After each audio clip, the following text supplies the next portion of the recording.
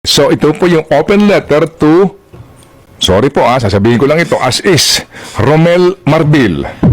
Romel, sige. Romel, nung lumabas ang issue ng pagbabawas ng aking security personnel, nagbigay agad ako ng pahayag na hindi ito makaapekto sa aking trabaho bilang ikalawang Pangulo ng Pilipinas.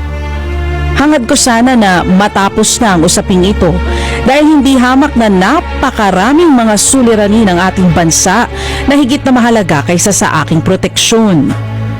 Subalit tila nakatatlong interview ka na patungkol sa akin. Sa isang banda naiintindihan kita sapagkat natural lang sa mga nagsisinungaling na magkaroon ng sari-saring kwento at dahilan. Pero hindi ko na maatim ang tuloy-tuloy na panlilinlang sa aking mga kababayan. Uulitin ko, wala akong problema sa pagbawi sa mga PNP personnel bilang security team ng Office of the Vice President. Kaya kong magtrabaho ng walang security.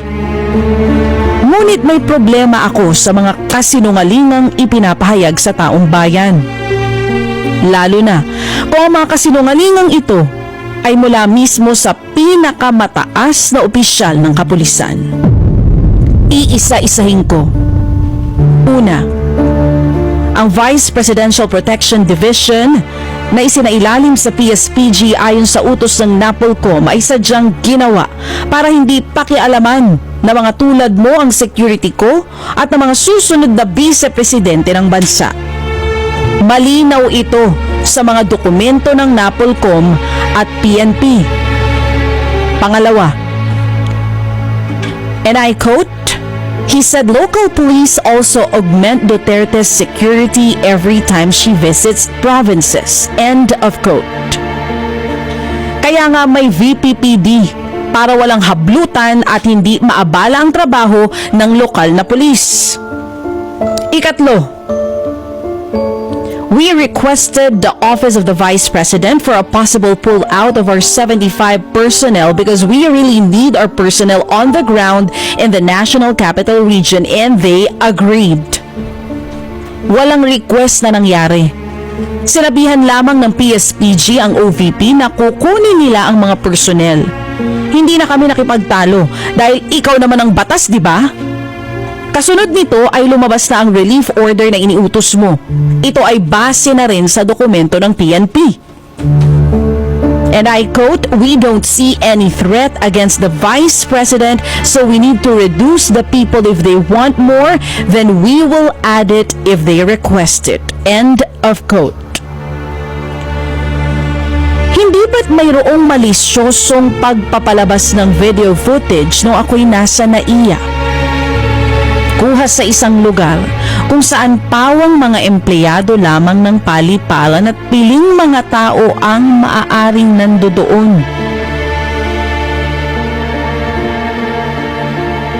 Hindi nabaling ako, ngunit nakuha at naisapubliko rin sa naturang video ang aking asawa at mga menor de edad na anak na naging isang malaking banta sa kanilang seguridad.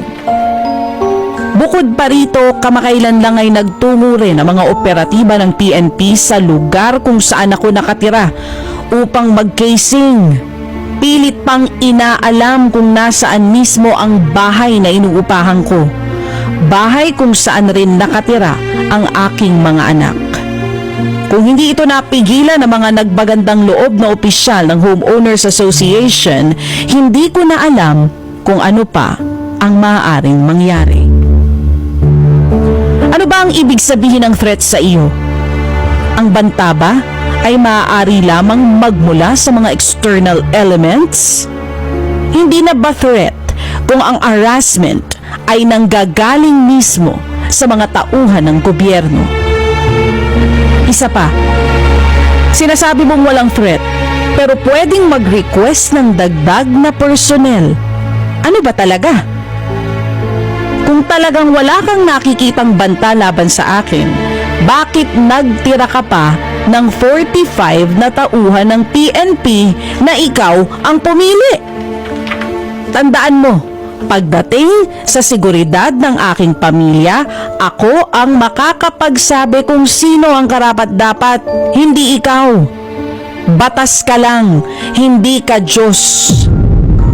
Ikalima, the relief was for police visibility. Maganda sana ang hangarin kung totoo. Ngunit kaduda-duda na ang 38 sa 75 PNP personnel na pinili ninyong masakop ng relief order ay mga pulis na mula sa Mindanao at ipinapalipat sa National Capital Region na para bang hindi kulang ang pulis sa Mindanao. Simula nang maging mayor ako ng 2010, nandyan na ang issue ng kakulangan ng pulis. Hindi mo mahahabol ang police to population ratio mo sa pagkuha ng security ko. Ang kailangan ng PNP ay isang chief na makabago mag-isip at gagamit ng makabagong teknolohiya, drones, innovations at iba pa upang mabigyan ng solusyon ang issue ng peace and order. Kung kaya niyong ilagay sa alanganin ang aking seguridad, nag-aalala ako sa uri ng harassment na kaya ninyong gawin sa karaniwang taong bayan. Tulad na lang ng intimidation sa mga ordinaryong mamamayan para sa service ng warrant of arrest para kay Pastor Quiboloy sa Davao City kamakailan. Ang relief ng mga PNP personnel ay dumating pagkatapos ko mag-resign sa DepEd. Pagkatapos ko inihambing ang SONA sa isang catastrophic event at pagkatapos lumabas ang cocaine video. Let us spare our people from all the lies. Let us call it what it is, a clear case of political harassment. Ito ay malinaw.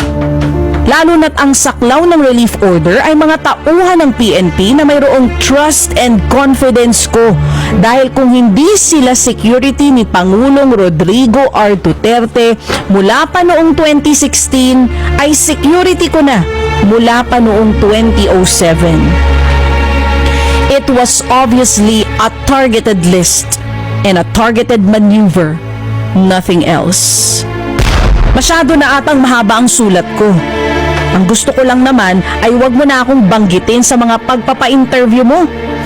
Unahin na natin ang pagtulong sa mga nabaha, ang pakikiramay sa mga namatayan, ang mga may nakamamatay na sakit na nagdarasal ng dagdag pa na mga araw, pagtutok sa kahirapan at gutom at marami pang ibang problema ng lipunan. Para sa bayan, Sara Zimmerman Duterte. P.S. Asahan mo ang sulat sa pagbabalik ng 45 na pulis na pinili mong manatili sa akin dahil hanggang ngayon talamak pa rin ang droga at krimen at nananatili ang takot ng mga Pilipino sa mga daan. Sana naman makatulong ito sa trabaho mo at laging tandaan, para hindi magkabuhol-buhol ang kwento mo, laging magsasabi ng totoo.